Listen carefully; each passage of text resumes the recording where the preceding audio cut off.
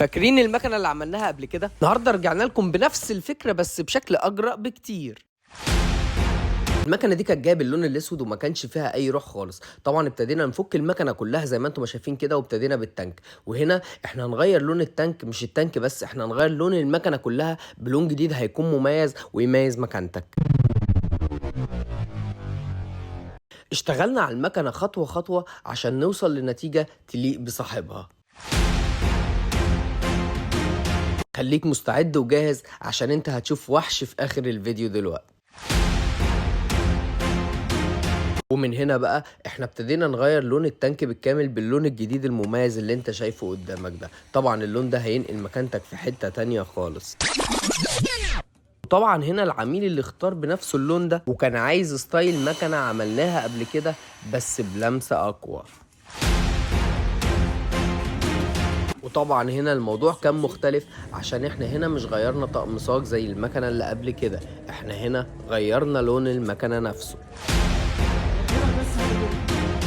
وهنا بقى احنا حولنا لون التانك بالكامل زي ما انتم ما شايفين كده وخليناه باللون المميز الجديد. وكمان بقى هنبدأ نركب الشرايط بتاعتنا لقطة بسيطة كده على طقم الشرايط نميز بيها المكنة مع اللون الجديد عشان خاطر تبقى المكنة كلها كل خطوة فيها بتكمل التانية. وطبعا مش هينفع يكون عدلنا لون التانك بالكامل من غير ما نعدل كلمة هوجن كمان. هنا هنبدأ نعدل الكلمة كمان بلون الذهبي والنيكل عشان يكونوا ماشيين مع لون الموف وتكون المكنة كلها هادية بس مميزة. اوعى تفتكر كده ان احنا خلصنا، لسه ما في مفاجآت تانية كتير هتشوفها في اخر الفيديو. وهنا كده احنا عملنا اللقطة اللي في الشرايط ولقطة بسيطة على التانك زي ما انت ما شايف كده، حاجات كلها هتنقل التانك معاك في حتة تانية خالص. هنا بقى البصمة واللمسة المختلفة، ركبنا الزراير الذهبي عشان تنقل معاك التانك في حتة تانية خالص زي ما انت ما شايف كده. كده التانك كله خلص بالكامل زي ما انت ما شايف، وده اول جزء في المكنه. هنبدا بقى نخلص باقي المكنه كلها عشان هفرجك على وحش دلوقتي. دي النتيجه النهائيه للتانك بعد تغيير اللون والفينش بتاعنا عليه، وده بقى الشكل النهائي. يلا نشوف رأي العميل. قلنا بقى انهي احسن، لما كانت سمرة عاديه ولا دلوقتي لما بقت وحش موف زي ما انت ما شايف؟ ايه نقول وحش ماشي، نقول وحش. بص مبدئيا المكنه دي كانت لونها ايه يا عم ابراهيم؟ اسود. المكنه دي كانت جايه سمراء، طبعا احنا غيرنا لونها خالص، بس على فكره هو مش طقم صاج، احنا فيمناها اللون اللي انت شايفه ده. قدم كده يا صالح ووري الناس ازاي تبقى مميز بمكانتك.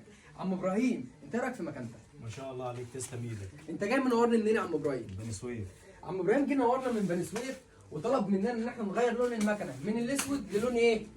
الموف. عشان هو اصلا بيعشق لون الموف، وبصراحه اللون ما شاء الله يخطف العين اصلا زي ما انتم ما شايفين. تعال يا محمد كده تعالى بقى بص يا صالح الستوب كده برصه الجرايات اللي تحت كده. خش كده على الظهر ورا كده، خش كده على الظهر. انا عايزك تجيب لي ظهر المكنه كده كله، اهم حاجه تجيب التفاصيل اللي في المكنه. اهم حاجه تجيب التفاصيل اللي في المكنه زي ما انت ما شايف. ادي الستوب قدامك اهو. تعالى بقى على الجرايات اللي هنا دي، تعالى كده تعالى. المكنه دي بالمناسبه كان نازل شبهها قبل كده بتاعت مشاري، بس المره دي احنا هنا عاملين بصمه مختلفه ولمسه مختلفه عشان دي تكون مميزه عن دي. وبصراحه هنا بقى تعالى كده عشان في حاجه ايه للناس اللي بتحب الحاجه المميزه قوي. شايف انت المرايات الهارلي دي؟ لا تعالى لي من الوش النانا، تعالى من الوش كده، قدم كده على وش المكنه وهاتها لي. المكنه دي كده باذن الله هتنزل بني سويف يا عم ابراهيم، هنعمل قلق هناك ان شاء الله، هنميز الدنيا هناك ان شاء الله. قدم كده وهات كل تفصيله. ان شاء الله هتاخد الترند في بني سويف، مش في بني سويف بس على فكره، ده هتاخد الترند في مصر كلها.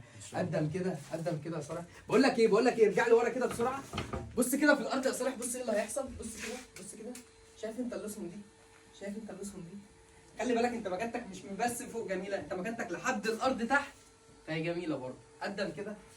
وده بقى طبعا الشكل النهائي اللي بتوصل له مكانتك لما بتيجي عندنا. ما شاء الله المكنه بقت وحش، وطبعا صاحبها كان منبهر بيها جدا، خصوصا بعد تغيير اللون اللي حصل لها والفينش بالكامل اللي وصلت له المكنه.